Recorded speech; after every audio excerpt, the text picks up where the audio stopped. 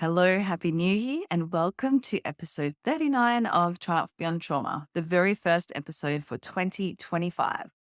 It has been an amazing couple of weeks here spent with my family and friends, truly enjoying the summer that's been put on for us here on the mid-north coast of New South Wales.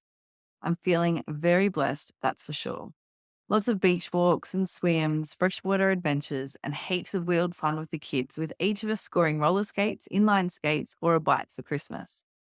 You might have even seen our little attempt at a train on Instagram that didn't go as expected. So if you haven't and you'd like to have a laugh at someone else's expense, I highly recommend it. The bruises have healed now, thank goodness. I have many plans for this podcast this year, but the biggest one is increasing the amount of listeners each and every episode. I want as many people as possible to listen and benefit from the wise words that my guests share on here. One way you can help to do that is to download each episode. This helps the algorithms to put it in front of others just like you. You can also subscribe so you get a little notification when a new episode drops, and I highly encourage you to leave a comment on any episode you feel like. The last thing is to simply share the episode with your people. Send them the links, share it in your workplace, share it on socials, and let's get all this knowledge into the minds of those who may need it the most. A perfect place to start is with this episode. My guest this week is Matthew Lewin, the founder of Timber Therapy in Brisbane. Matt is passionate about walking alongside people as they overcome challenges, build stronger relationships, and develop lasting resilience. With over a decade of experience spanning child protection, mental health, youth justice, and disability services, he has supported individuals and families through both their most difficult and most transformative moments, helping them move forward toward their goals and shape the futures they want. As an accredited social worker and former tradesman, Matthew founded Timber Therapy, an innovative counselling approach that blends traditional therapeutic methods with hands-on woodworking activities. This unique model enhances engagement, providing clients with cognitive tools to navigate psychological challenges while empowering them with practical skills that build confidence and self-worth. By fostering personal growth, resilience, and purpose, Timber Therapy supports people, particularly men, to reconnect with themselves and those around them in a way that feels approachable, meaningful, and impactful. Matt's passion for what he does in the world absolutely shines through, and it was my pleasure to record this episode with him. I hope you all enjoy it as much as I did, and definitely go and check out what he's up to after listening. It's all pretty amazing, and everything's linked in the show notes. For the first time in 2025, let's get into it. Welcome to Triumph Beyond Trauma, the podcast that explores journeys of resilience and hope. I'm Rosie, a yoga and breathwork teacher and founder of Tactical Yoga Australia. As a former soldier's wife, mum to 3 beautiful kids, and a medically retired New South Wales police officer with PTSD, I understand the challenges of navigating mental health in the first responder and veteran community. Join us for incredible stories from individuals who've confronted the depths of mental illness and discovered their path to happiness and purpose, as well as solo episodes and expert discussions. Together, we'll uncover the tools to help you navigate your journey toward a brighter, more fulfilling life. Whether you're looking for helpful insights, practical tips, or just a friendly reminder that you're not alone, Triumph Beyond Trauma has got your back. You matter, and your journey to a happier, more meaningful life starts right here. Matt, welcome to Triumph Beyond Trauma. I'm really excited to have you here after finding you on LinkedIn and what you're doing in the mental health space. I think it's really exciting. Thank you. I was wondering if you could tell us a bit about yourself and your journey, timber therapy, and what it inspired you to combine woodwork and counselling. Yeah. So growing up in a family where, your dad's a tradesman, his dad's a tradesman, and so you're just destined to become a tradesman, even though you're not sure about it. And yeah, so just kind of going down that pathway of when I left school, I went and did the trade thing. And interestingly enough, listening to your podcast as well and hearing some stories, I was talking to my parents, across the last probably 12 months about their background as well. And it turns out that, they've actually got kind of their own traumatic history to some degree as well, but they really shielded us kids from that. So we didn't really know the full extent of the story. Like my dad lost both his parents by the time he was 18. And then my mum, her mum was engaged to a soldier that died in World War II. And so she got married quite late. And then my grandfather, he got put in an orphanage by his dad and told that his mum had died, and then was basically taken from New Zealand to Australia without telling the orphanage that he was going to be taken. And then he finds out that his mum's not actually dead and that his dad just put her in an institution. So then that impacted on my mum's upbringing to the point where she left Sydney back in the day. She's old, obviously, and she came up here before you had phones and all that. So she kind of knew someone, and she came up here and just drove up here by herself when she was like 22 or something. And that just blows my mind to know that, they've had no real people to help raise us, but they did so well. And so when they're like, well, you're going to have to do a trade, you're going to have to earn, it's like, Yeah. well, yeah, I guess I do.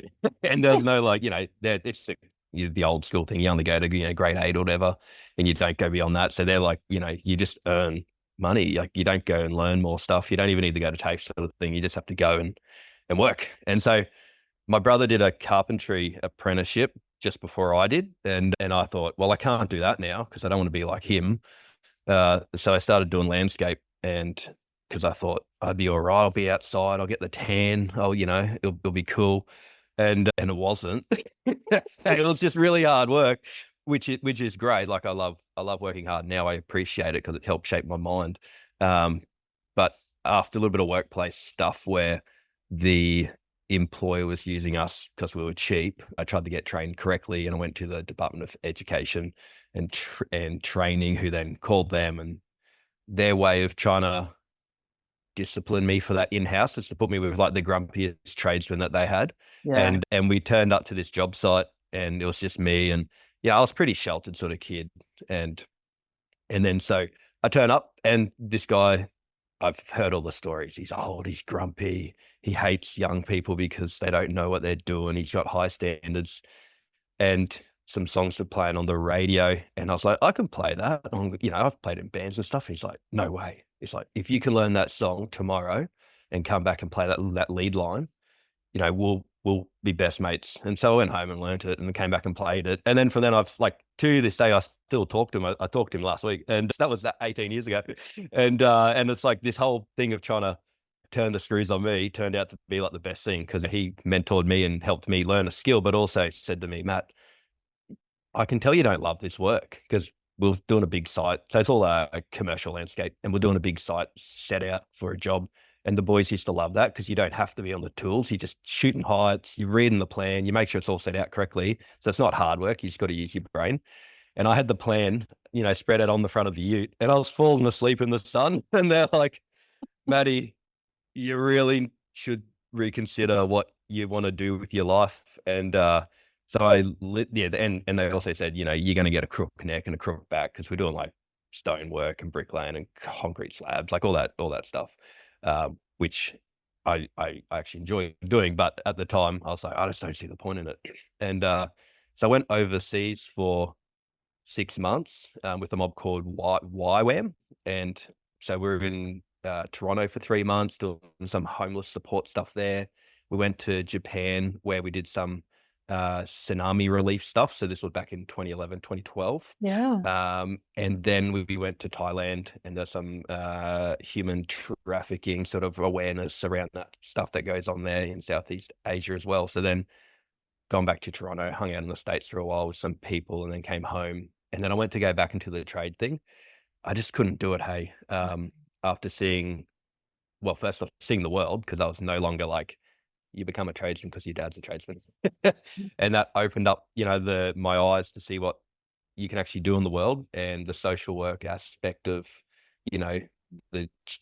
everyone, the justice component of it kind of came out, and I was like, I think I need to do this stuff. So coming from a non-OP background up here in Queensland, doing, like, I played guitar most of the time at school. I did work experience 1 day a week. So I was only at school, 4 days a week, playing guitar, most of that, just relaxing.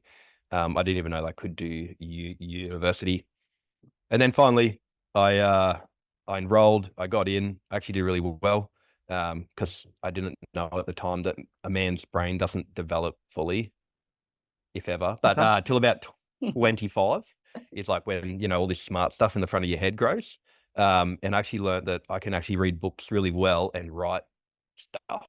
you know, and I Yeah. was like, oh well, I'm good at this, and then that created that wheel of like, actually, I'm good, and then I see the result, which kind of reinforces that I'm actually okay, and that propelled me forwards. And then after university, I went to work for child safety, as most social workers kind of do.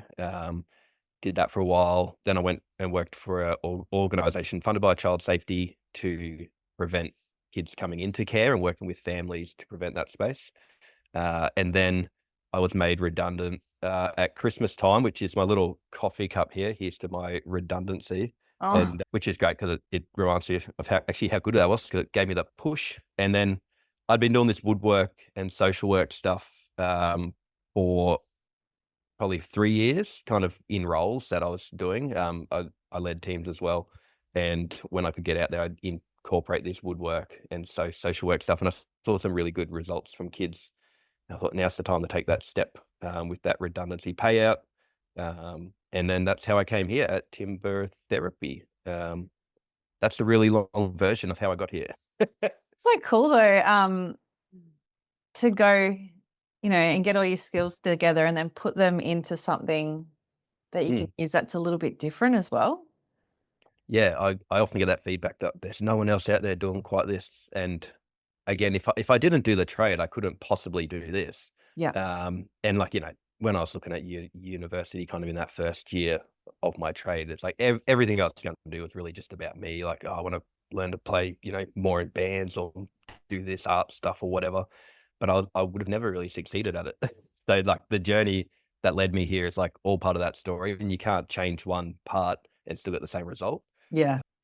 Yeah, and then it's a kind of a unique thing that I'm doing to some degree. Yeah. Yeah. So what does it involve, the timber therapy, and who do you work with? Yeah, so I work with mainly men. That's kind of my thing, based on some stuff around research that I've done. And the youngest client I've had is about from ages 10 up to whatever age you want to go to. So what I do in that space, it varies, hey, depending on like that client. And so there's no absolute set pathway that we have to do. Some people come in. I was doing some woodwork with a young guy. We're just trying to do some joints, and all the fine cuts and making sure they're all clean joints so they're nice. And it's like the mindfulness component of that was really good for him, because he could just sit there. And we talked about like, whatever you're thinking about outside of the space right here, it doesn't impact on what you're doing here. Like, you've got to close that out, because we can't actually change what's outside of like what's in front of us right now. So that kind of mindfulness component, and he got a lot out of that. And then just working with another young fella, we're just making some toys, like some little wooden cars with him. And just the fact that he made something, it's like, actually, I have the capacity to impact the world around me and actually create what I want to create. It's not like the world is happening to me. Mm. I'm actually enacting my own agency on the world around me. And like, so what walk through the door, I don't necessarily do a big intake form and like have to work out what's going on, because I think it naturally unfolds, I guess, through my experience that I've got in the past. Mhm. It naturally unfolds pretty quickly within that first time we meet, and then we kind of develop a plan on what we'll do. So that's kind of like individuals that come in. I also work with a few groups with young guys who are on the wrong side of the law, which they come in, and if we said we're just going to do counselling and sit down and talk, like there'd be absolutely zero buy-in. But Yeah. we come in and we make some large projects as well, like some really nice stuff. So I also use really nice wood as well. I don't just use scraps, because it's like they're important enough that I would use good stuff. So I've got good tools, I've got good wood as well. So then the end product that they get is actually a really nice thing that then also anchors what we talked about, like when they look at it. And so yeah, through the program that I run for these young guys, they'll come in, they'll do the work, and we're talking about stuff, and they'll just bring up whatever's going on in their life, and then we can apply a new lens on how to look at that, or a new process of how to think through those processes, so that when they leave, the youth worker is in the car with them, and they'll, I've had times where I've had a call and they're like, man, they talked about all this stuff that was going on, and how help reframe it and put it in a new light for them, and they're going to change blah blah blah in their life. And I'm like, I'm thinking to myself, like, I know I had that chat but the look on their face is like, yeah, sure, Yeah. yep. And then it's like unspooling, and I'm like, how cool is that? Yeah. And I just love it. And then I also do some EAP subcontracting stuff. So again, you get a referral come in, and it says the most, generic thing, and Yes. then you start talking, and there's like so much going on, and you get the role with it as well. So it's not all woodwork, and it's not all counselling. Sometimes it's exclusively both, and sometimes it's together as well. So yeah, and so it's that mindfulness component. It's the idea as well with young guys. I find like the trade background literally redirected my life and set me on a course.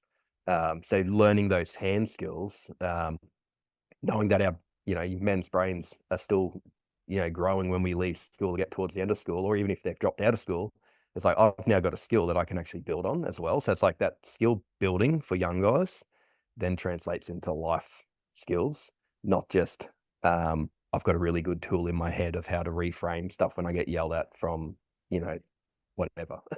So Yeah. it's faceted in that approach. I guess there's no one set course we must go down, and Yeah. you get some things that are left field as well that really help me. Yeah, like I love to push into that stuff and go, oh, that's exciting. So there's no run of the mill day. Yeah. I love that. It's so, yeah, multifaceted, like you said, like so many different layers of what you're doing is really interesting. Like I really like cooking. So before Mm, I joined the police, I was a chef. And I nice. found that after I left the police, when I was moving through my PTSD, I started baking a lot more. And I Mm, find that similar to what you're saying with the woodwork and the mindfulness because you're only focused on that one thing that you're doing at the time. And it mm, helps so much in processing your thoughts. yeah, I guess if you've got a counselor standing beside you while you're doing it, that's how right. amazing. And a lot of the comments I'll get is like, oh yeah, my granddad used to do woodwork, and I used to be in his shed, or I used to be in dad's shed. And like that experience predates usually like the traumatic experience that most people have been through. So Mm. there's like, oh, actually, I've had a really good time in my past. And if I've experienced joy there, I can actually bring that into where I am now. It's not like there's a roadblock of, all bad, because, it's that whole confirmation bias that we go through, right? It's like, Mm. look around the room. Can you see all the white things? And then tell me about the red thing that you see. It's like, oh, I wasn't trying to look for that, right? So, yeah. So with the woodwork component, it's like, oh, my granddad used to do woodwork. The amount of stories I hear, like my granddad, my dad, my brother, whatever, and it's like, and they talk about the really good experience they had. So we can tap into that and bring that into the now, and it helps, yeah, as well. With that too, like thinking about the grandparents doing it, and then my parents a little bit with the woodwork and just working with the hands in general. I Mm, guess we're losing those skills because everything's so accessible to us now and you can just buy a new mm, thing, right? Like where back then they used to have to fix things to be able to use yeah. them again. And so we've lost those skills. So that's really nice for people as well to not only remember spending time with their grandparents in the shed, but learning the skills that are life skills. Mm, yeah, for sure. And yeah, I think you nail that on the head as well. It's like there's almost no point to make stuff by hand because the Yeah. cost of materials is actually more expensive than a product that you can buy from the shops. And then if you're not that talented, you usually waste it. It's like you don't get as good a outcome, Yeah. or you spend, you know, half a year trying to build a small desk, and you go, well, that was, but the 3 times as technical component. expensive as well. Like, That's right. You go, yeah. why? So yeah, it's great because one of the things we make are like these little boxes, um, and I don't have a hinge for the lid. I kind of make people work out how they're gonna Ah. do the hinge, and the amount of like the variation in people's ideas of how they can hinge a lid. It really blows my mind. I had this one young kid work out this kind of pin system so the lid could pop up and down, and it just blew my mind. I was like, I could have never thought of that. And it's like the creativity that he had in that moment to come up with this solution. And then we started talking about like the solutions that will actually come up for the problem in your own life. Like, I'm not here to solve that for you because I can't possibly know all your experiences that, put a lens over what you're experiencing today. But through this process, you found a solution to a problem in your life, which means regardless of what you go through, you can actually do that in the future as well when you walk out the door and you're faced with whatever it is, because you've got that skill. You just showed me you have that skill. So you're not like a helpless being that's floating through life going, I don't know what to do. It's like, you just prove to me that you do, which is really great. And the kids light up as well. And the young men that I work with. So, yeah, it's all, again, weaving that thread through what we do. It's not like an explicit thing, but it naturally comes out through the process, which I find is great. Again, for young men who, if you said, let's go talk about your problems, it's not going to happen. No, no. And it's so empowering, right? Like you literally giving them the tools to make things, but then giving them the skills and tools to move through their life and work out what they're going to do next, especially if they've come from somewhere, you know, with the law, and they've had that experience. They might not see the other side. So That's right. yeah. And again, it's that thing. It's like, as much as we're using physical tools to do a job, you know, we can learn tools for our That's right. thoughts. Yeah. Yeah. So I often talk about, like, with our thought processes, if you've been on a farm, you know, the cows always walk down that same track into the yards and then back again, and there's a rut there. And, you know, I've got a mate. He's been a great grazier for his whole life, and, you know, his dad's farm and his dad's farm sort of thing. And you turn up to the house, yeah, and you see those tracks, and they've been there for like 100+ years, right? Yeah. And we talk about that with our mind, and it's like, so the tools that we've got here, we don't use the one tool for all the things. We use new tools, and we have to learn the skills to actually use those tools as well. And so when we do like a physical demonstration of tools that we use, and then say, you know, the way you might be approaching the thing you just talked about, you could use this tool in your mind to reframe it, or to work your way around it. Or if it's a breathing technique, or it's, you know, all that mindfulness stuff, it's like, and then they see an actual connection. Because as a bloke, when I was young, you could talk about abstract stuff, and I'm just in la la land. Hey, like, I've got no idea what's going on, but you put a concrete example of that, Yeah. of like how to apply a tool to a job and then connect that to a mental process. It's like, like, I see little light bulbs turn on, and I'm like, and sometimes they turn on for me. Like, I'm connecting dots as much as they are. That's so good. So I like I said, my parents had a little bit of woodwork. My mum loves getting on the tools, actually. So I've had a little tiny bit of experience with it, but not much. Do people need to have any experience to come and do what you do and participate in your programs? No experience required. I've got a really nice place you can sit as well if you just want to chat. I'm often amazed that, like, you'll have someone come in and they've got like no woodwork experience, which actually, again, this is one of those things that blew my mind, because I just assumed everybody had a shed full of tools and that their dad was handy. Yeah. Until I was asked to fix a lawn mower for somebody, and I said, "Oh, where's the shed or the toolbox?" And it was a plastic toolbox with a piece of sandpaper and a screwdriver. And I went, "Oh, not sure what I'm going to do." And there's like that realization that nobody has all these skills, but so these young guys, or even these older guys, come in, and we're just, you know, trying, like, have you the process to learn how to use a saw. It's like, I was taught that at school, you know, keep your arm in line, and like, you're not trying to flap your arm around while you cut. It's all about, you know, posture and stuff as well. And so I'm almost doing a woodworking class Yeah. while we're doing some brain stuff. So yeah, there's absolutely no need to do it, and kids pick it up particularly quickly. I'm really surprised, because again, I'm just constantly like amazed at how quick the human spirit can like pick stuff up, or heal, or change, or move forwards. And again, I tie that back in. It's like, you came here with no skills, and you've left with a nice little wood box or a toy or something, which just goes to show that change can occur really quickly. We don't have to do, you know, years of therapeutic work. It's like, we've got proof that you can learn a physical skill. You can also learn a new way to think, and they can do that, you know, in 1 hour with me. So, yeah, you don't need a skill to come along. You can just turn up, and we can just get into it. Yeah, it's so cool. I know that obviously it's a first responder and veteran podcast, and I know that these people, like our people, struggle with talk therapy sometimes, and you know, probably more so men. I don't think it's a big secret that men don't love having a chat as much as women do, and their backgrounds and the nature of their traumas a bit different as well. How can timber therapy help overcome those obstacles? I think back to an analogy, or just a proof that somebody showed me. It's like, when women usually catch up, it's like they'll have coffee, and they'll sit across and talk and stuff. Like, I'm being very basic here, right? Yeah. And then like men will some will go to the pub and they stand side by side. And so it's that confrontational thing, like, men get in your face. That's not like a thing that we usually do and talk.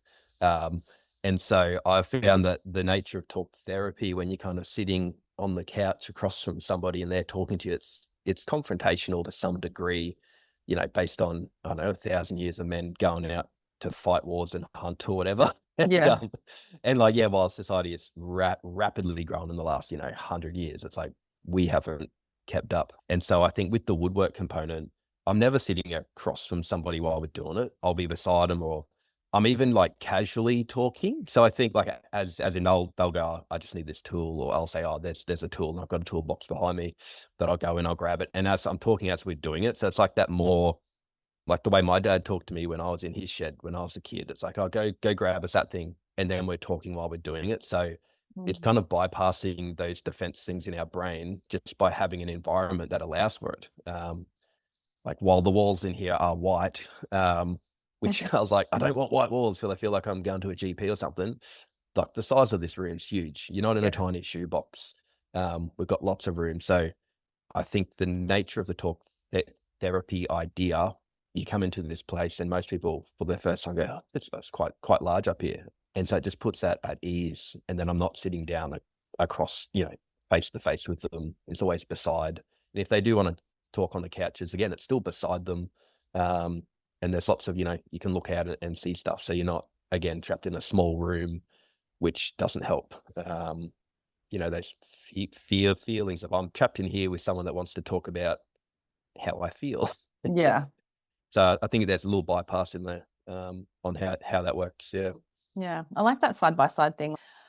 I know how you say you've got a really big space, but I remember some of the best conversations I've had with my parents is when I've been sitting side by side in the car, when they're Yeah. driving, and my dad was actually really good at it. And I didn't realize until I was much older that he would use that.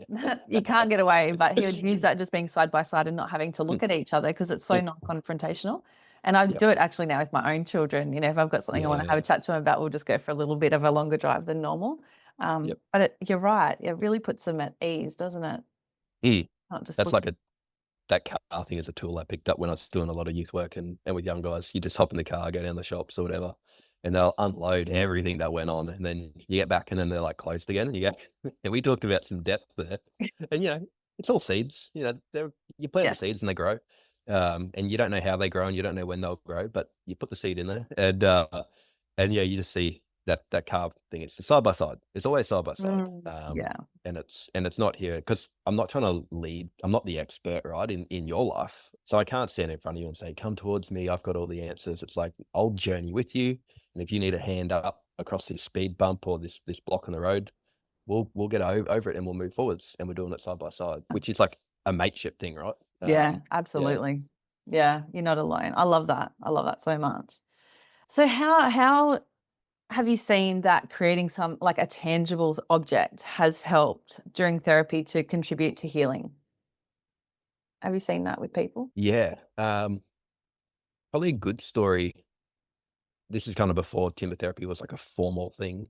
I was working with this young guy and he had, quite a traumatic background. He was born overseas and lived with his grandparents, and then dad took him to Australia and all through little share houses and stuff. And then dad got remarried to an Australian person and then had 4 kids with her. And then he got left with her and dad just left. So he's like, someone from overseas that looks different to his siblings. And then he's not even there with his dad. He's being raised by someone that's not his mom. And then COVID came in. It was all crazy, right? And things were getting really bad for him. Like, just the behavior that was coming out was just his way to cope with like the craziest story. Like, there's so much to it.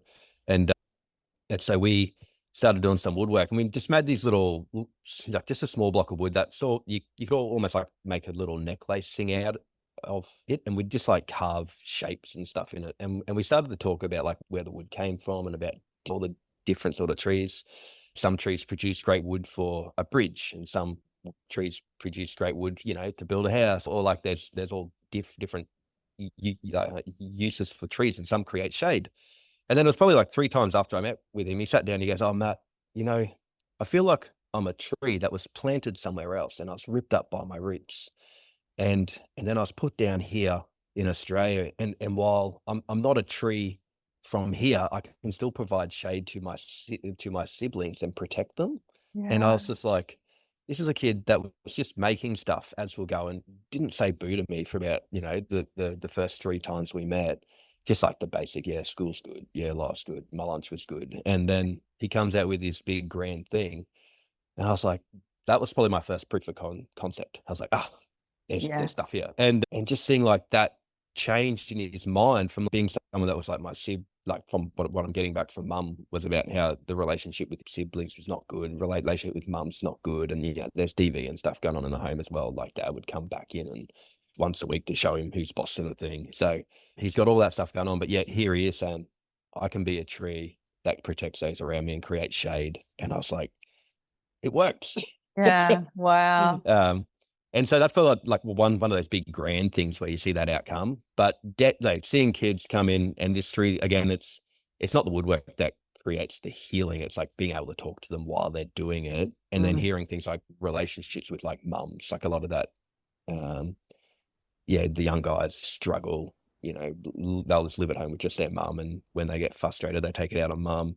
And seeing that, like we talk about the relationships between woodwork and the glues and stuff that we use, and then they relay that to the relationship they have with their mum. So yeah, I see the healing process through the woodwork and the stuff we talk about. Yeah, which is it occurs quite quick. There's Yeah. not like a long build up of we have to meet for 6 months and talk about all the stuff from your past. It's like that future focused component of what we are doing that we overlay onto their current experiences that then help them move forwards, and heal in those small bits that they, keen to address. Yeah. Yeah. Yeah. Wow. I just love it so much. Like, I just love how you're using a hands-on approach with a therapy. Like, I think it's so Mm, fantastic. So you did say that you did some group work mm. with juvenile. Is it just juveniles? Yeah, yeah, Do you do other mostly. groups as well? I'm starting like a mindfulness group next year, which is like a woodwork mindfulness thing. And yeah, so there'll kind of be like three sort of projects you can pick from, and it'll be capped to kind of like a class of 4 or 5, just Yeah. based on space. And again, it's kind of what I talked about earlier, where it's like we're just here, we're doing the thing, and if we can, focus on one thing at a time, then we can focus on one thing at a time when we're out in the world and the chaos is around us, right? We can detach from being in that trench warfare sort of thing, and we can step back and see the big picture, and then go, oh, this is what I need to prioritize and go after.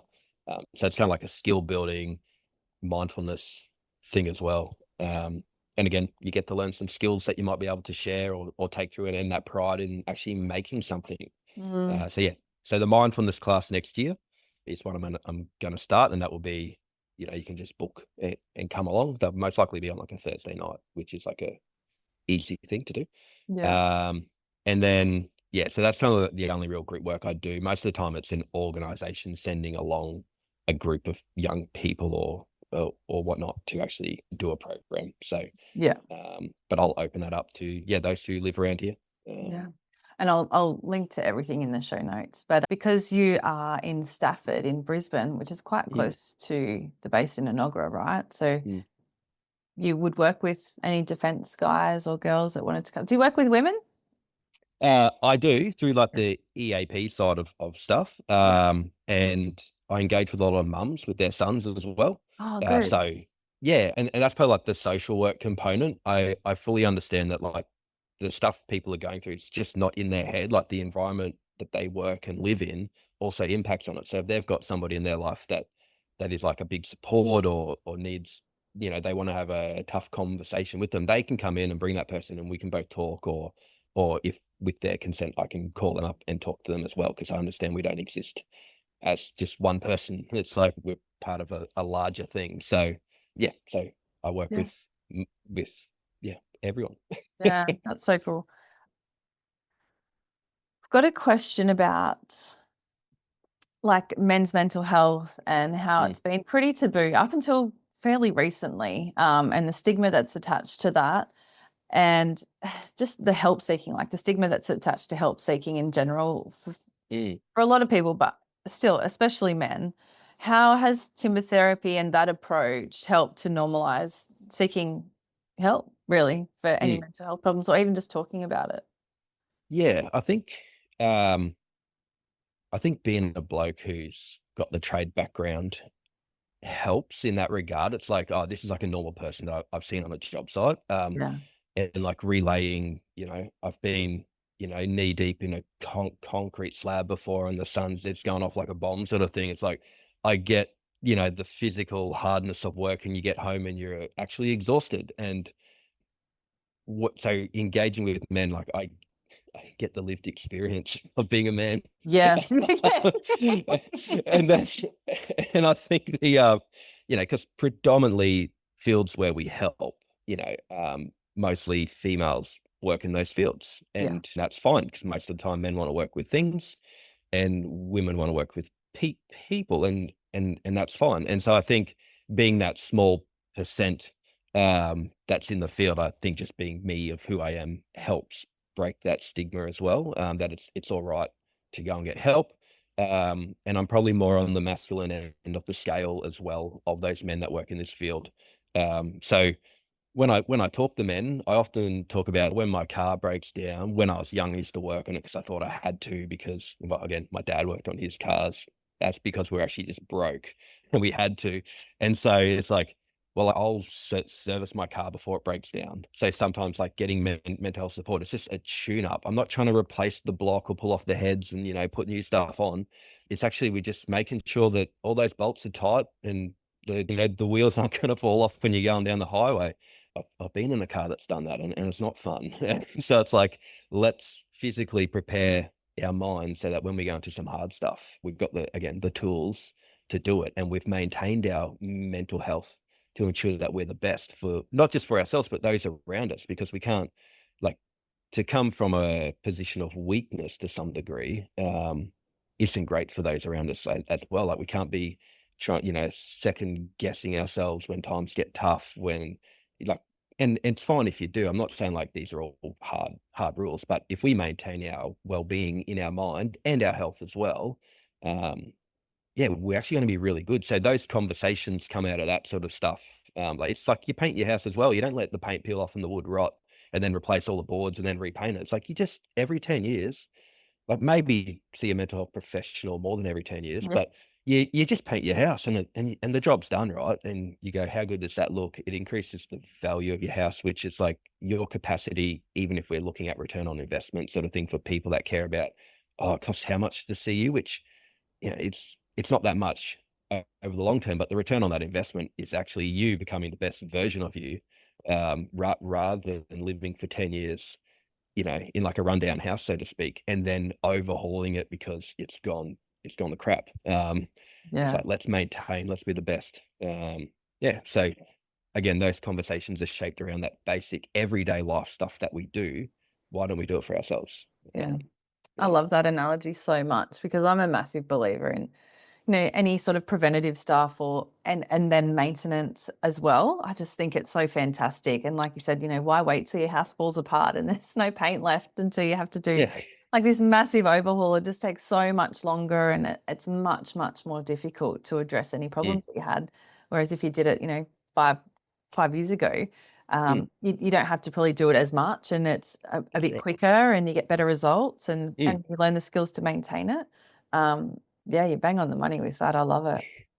It's a bit like what you were saying, like you're a chef before this, and like I've got all these nice knives at home, and I'm trying to cut my food up, whatever. And then my bro-in-law came around with this nice sharpener thing, and I thought I was doing an all right job on the steel and whatnot. Yeah. And then he makes this thing sharp, and I'm like, I've Oh, been struggling for like, I don't know, 2-3 years with these crappy knives, which I thought were pretty good. And then he's just taken it up that notch. I'm like, now I know what the standard is. If I could function at that all the time with my knives, which reminds me I should give him a call after this. yeah. Um, it's like that's the idea, right? Like the sharper the knife, the faster it goes blunt. So it's like if you're like, yeah, super sharp, let's just hone that edge, and catch up. It's Mm, not we're not trying to say stuff you're even doing is wrong because you've actually lived life this far and you've survived. Let's just, hone those edges off, and we can move forwards. and sorry, I'm not trying to like labor on the point, but I was talking about to somebody, to a mentor of mine, and we're talking about like the things that we love the most, we hold the most, Mm. and it's like, so the sharp edges on those things that we have actually just wear off across time. It's like I'm just trying to think, like the tools that I use the most, they actually start to fit my hand because the wood actually starts to lose some of those sharp edges, and like the guitars that I play, like where my arm rests on it, actually starts to like get more shiny there because I've kind of buffed the paint with my forearm. And I'll say like with the neck as well, you buy a new one, they're kind of sticky, and then you start to play it and wears in, and your hands move quickly. And it's like things that you love the most or use the most wear in. It's like the patina that you get on it. It's like when you look at my old cars where my forearm will rest as well on the car door, it's all worn in. It's like, but so the things that we love the most or use the most, we have to maintain more as well. So like you're somebody that's interacting with all these people. So if you maintain yourself well, you actually, yeah, you stay sharp, but you're also nice to be around because you're like this warm, well-rounded person that everybody loves. You're not gonna, there's not a sharp bit that sticks out and hurts them. You know what I mean? Every now and then because of something that's going on. You've learnt to be this beautiful, warm thing that everyone wants to be around and be part of their life. So that's kind of, again, one of those things that I think help men go, that's true. I've got my favorite camp chair that fits me, and I've got my favorite stuff that I use, or, because it's worn into you. So let's make sure those things don't wear out. Yeah. Yeah. Gee, you're good with your analogies. I love that. Yeah, yeah. Some people can go on a bit. No, I like it. Um, I've only got two more questions. Um, what's been the most rewarding or transformative moments? I know you shared one before, um, like that you've experienced, or any stories that you can share that highlights the impact of timber therapy. Yeah. I was recently working with somebody, and the discussion we had, it was pretty wide ranging. I was talking about theory stuff and social work background, and we're doing woodwork while we're doing it. And I started drawing them. I've got a whiteboard. I love the whiteboard stuff out, and so we can see what we're talking about as well.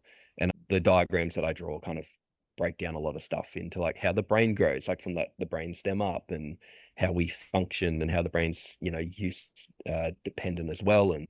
And so we were talking about all this really abstract stuff. And then I got to this point where it's like about the relationship he had with his mum, and how with the relationship, you got like two people on each side, and the relationship's up the top, or like yourself is down below. And each choice you make, you can either, it's like, so all relationships, it's like you're either building up the relationship with each choice that you make, or you're being selfish, which somewhat takes away from the relationship. And obviously there's a lot of, you it's not a blanket rule for every choice, because some people have unhealthy relationships, but for this one context, it fit quite well. So we're talking about how, like if you and I went out for a meal and there's one bite left, and I could just take that because I want that one bite, right? And that would be like a selfish choice to some degree, because I didn't ask. And I could say, Rosie, would you like the last bite? And you go, actually, yeah, I'm starving. I would, even if I'm starving. It's like, but I'm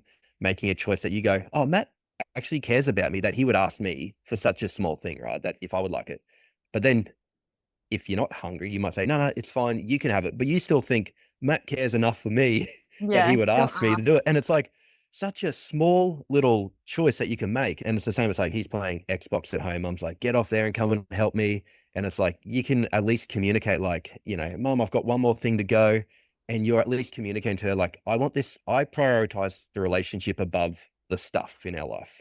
Because all the stuff we can replace, but the relationships we have with those who we love, we can't replace. And so like when we were talking about that, I drew like a really basic diagram for him, which I saw him as I turned around, he took out his phone and took a shot of it. And I was like, nice. he gets it.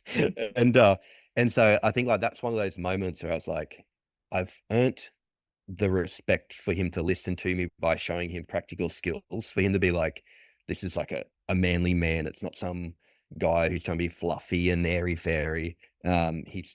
I've got some skills. I've built the trust with him. There's rapport there that he'll allow me to talk into like one component of his life. And yeah, and so we saw a good outcome in the relationship that he had with his mum, and it was like, how good is that? And that was like, I worked with him for a few weeks, and it was very, again, it's like, what's going on? Nothing, blah, blah, blah. Like the hood's down, you can't see their eyes. They're just doing Mm. stuff. They're just here because somewhat they have to be here, but then you build that trust and they go, oh, I actually kind of want to be here and I enjoy it. So, and then that moment of change, like change occurs straight away, right? But it's just the lead up that takes all that time. And then he made that choice that this is what I'm going to do. Um, and yeah, heard some really good feedback from the youth workers as well that worked with him. I'm like, so that's a really good outcome. Um, I worked with another guy who was becoming a parent, and just like the balance of his work stuff, like his work was like pretty full on, a government employee in a department and stuff. Yeah, what's going on? It's like we reframed some of this stuff around like home isn't a place you go to recharge from work. Work is a place that you go to maintain your home. So creating home as like a sacred space is like really just turn that light in his mind. It's like, actually, yeah, I'm not this slave that goes to work and I need a place to recharge. It's like, actually, I go to work to maintain my family home and to be the best version of me at home. And we talked about the scarcity of resource. It's like, you've only got so much time, you've only got so much, material resource, and you only got so much human resource, and you can't just drain out of them all the time. You've got to kind of pick, and the stewardship you need to show or develop will help you live this fuller life. And so that was like, a few months ago. And then he came back and we had another thing. He goes like the way in which like just one small chat helped reframe so much in his life. He's like, I've got more space to think. It's like my in tray. I can finally see the basis of my in tray. And it's like, how good's that? It's like, I just loved it. And then we we're talking about, yeah, some more stuff about some real basic things like when you're driving home from work, what's an actual landmark you can pick that you turn off from work and say, I won't think of work past this thing. And for me, when I was doing the child protection stuff, there's a bridge.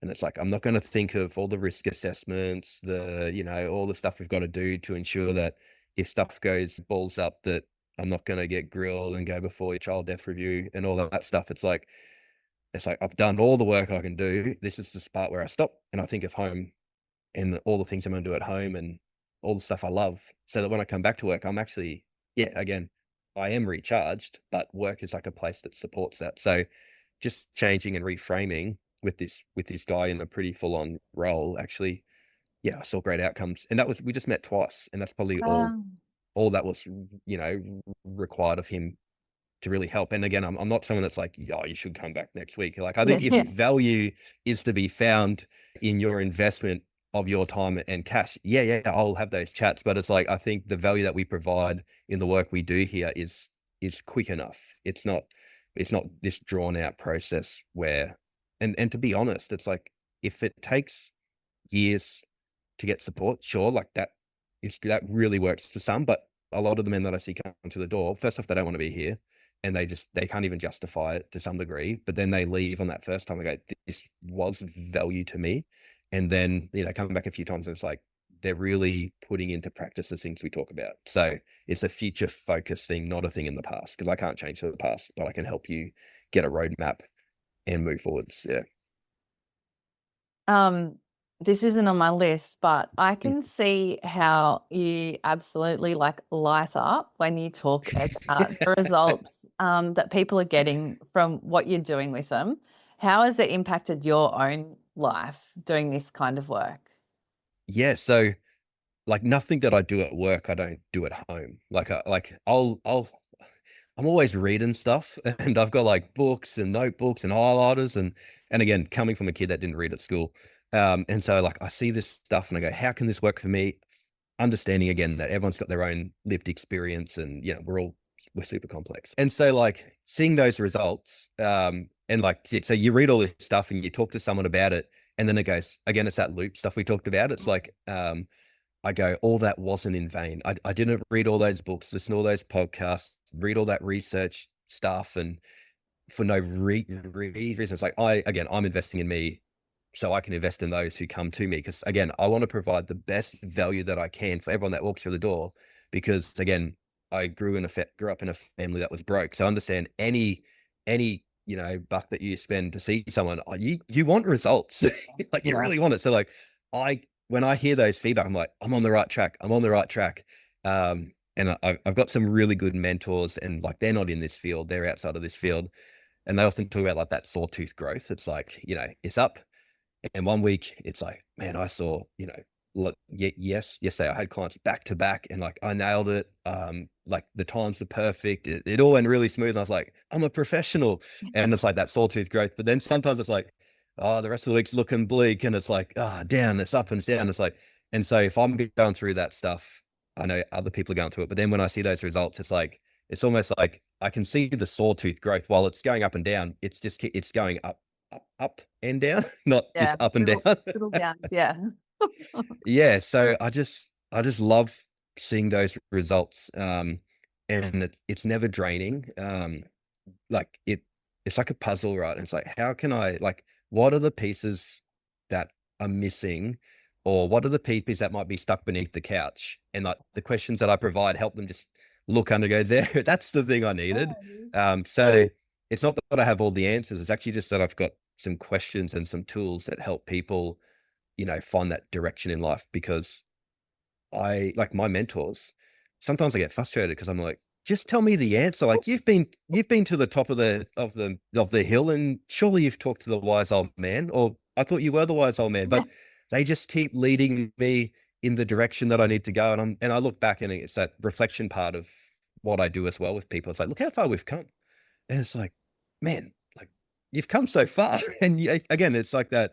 I'm the Voc Ed student who was, I still remember grade 12 English. They were teaching us how to write a CV because they thought we'd have no chance. And it's like, look how far I've come. And like, that just propels me forwards. And I think if I can provide that for the people that I work with the men that I work with, all the young kids that are going through absolute hell, that look how far you've come, we can just keep moving forwards, and society wins. They win. Society wins. Like everybody wins. And it's not easy. Like you've got to do hard work to do it every day, to put the tools in the practice. It's really hard work.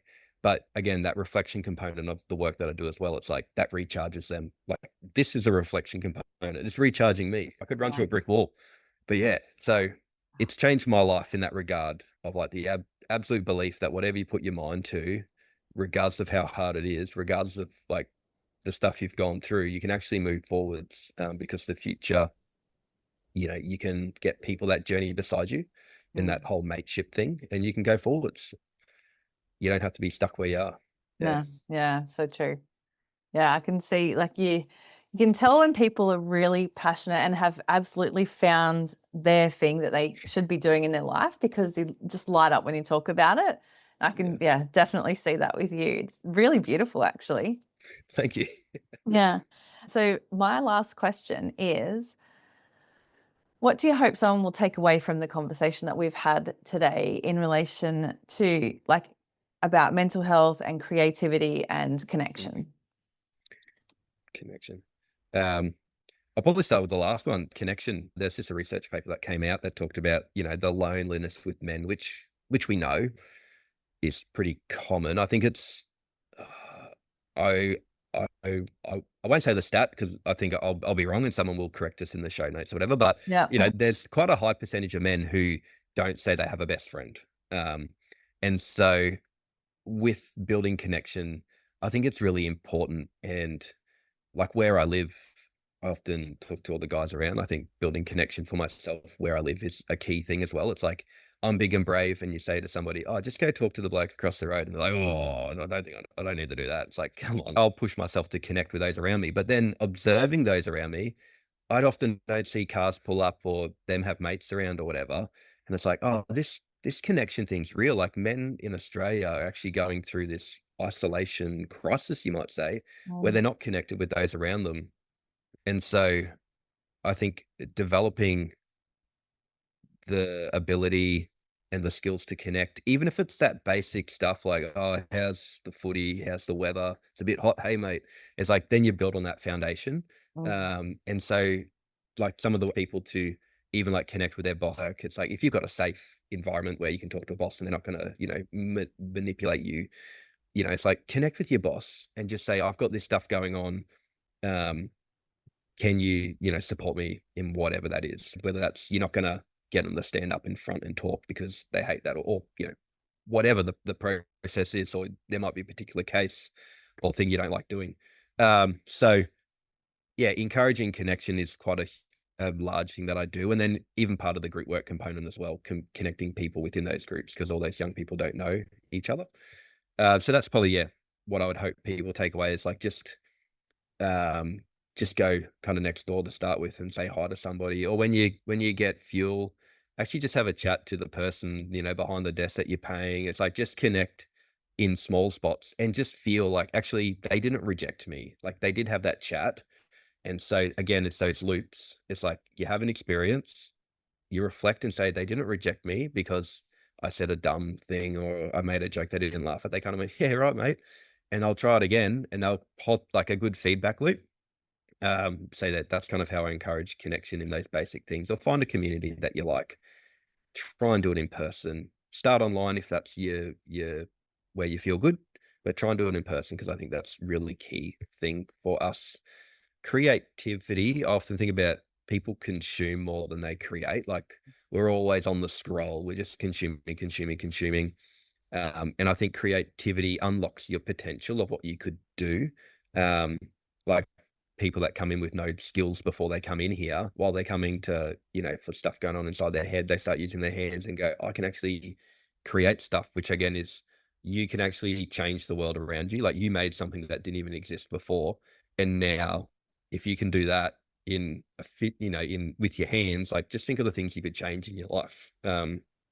So yeah, creativity is that root, and you don't have to even force it. Like you can't force art, right? Um, I played in bands and stuff. Like you can't. You got to feel it, right? And I know men don't talk about feelings. Like I'm hungry and I'm angry and horny. It's probably the three feelings that men have, right? And it's like no, you actually there's There's more more. than that. There's more out there.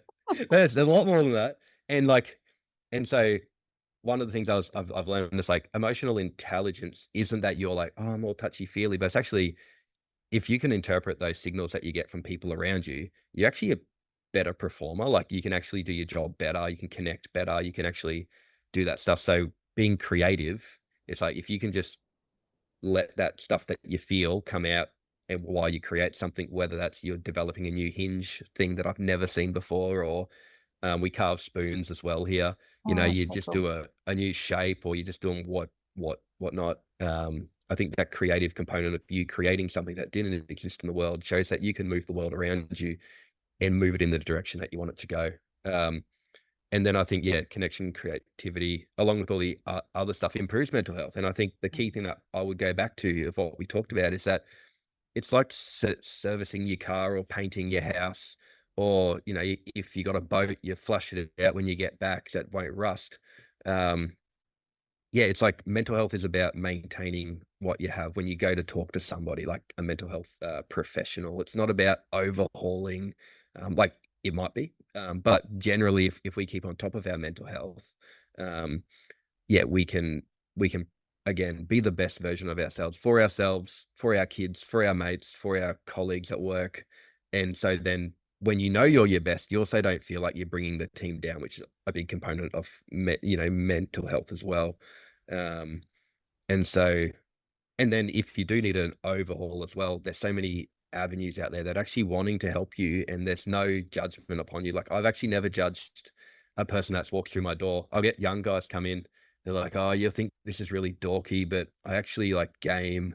And because they think I'm this masculine person who lifts weights and eats meat, which I am. But but yeah, and so we talk about that. So there's no judgment in going to a mental health professional who is a professional. I think there's a lot of bro science out there, which I think it's a good gateway into self-improvement sort of stuff. Yeah. Um, but I think, yeah, some of the more evidence-based, research-based tools means that we can replicate, using a tool in our life that will actually get a result. It won't be hit and miss as much. So I think, yeah, that component of mental health for men who are looking to access it, particularly for men, is that, yeah, there's no judgment around it. And when you perform well, everybody wins. You win, your team wins. There's no downside to it. and you get a return on the investment that you make as well. So if you're worried about finances, potentially, when you perform well at work, you might get promoted. So the return on investment of seeing me once or twice is actually a win. Yeah, it's But huge. Yeah. yeah. I think, yeah, you're so right. Like that investment into yourself can pay some massive dividends. And when you're Mm, learning skills like the ones that you're teaching in relation to mental health, like, and timber therapy, like all of it are skills that you can have for life. So mm. Yeah, yeah, yeah, make the investment. absolutely. Yeah. Yeah, just before we wrap up, I was thinking for November, I did this deadlift thing where I did 2,500 reps at the average Australian man's weight across November, which is the volume's quite high on that, right? That's a And lot. Yeah. yeah, and then I missed a few days. I had to do extra on some days as well. And a lot of people are like, how will you do that? That's going to be that's too much. That's a lot. And it was like you just do one rep at a time. Yeah. And it's on Instagram if you want to go watch me lift weights, which is really boring. It's literally just me lifting. But the whole point is, it's like I did it one rep at a time. So when you go and talk to somebody, you might have a mountain in front of you, but it's one step at a time. And then you get to the top and you'll be like, thank goodness that I did it, because I'm looking around and there's an awesome view up here that I couldn't see when I was in the, in the bush down at the base of it where there's all the mud and the crap. So yeah, just one rep at a time, keep going forwards and talk to someone that can be a mate beside you to help you go forwards, who has some sort of professional background. Usually helps as well. So you're not getting dangerous advice, which I know some people think, how could you talk and get some bad advice? But yeah, I've heard some interesting things. Yeah. Yeah. There's some interesting people out there.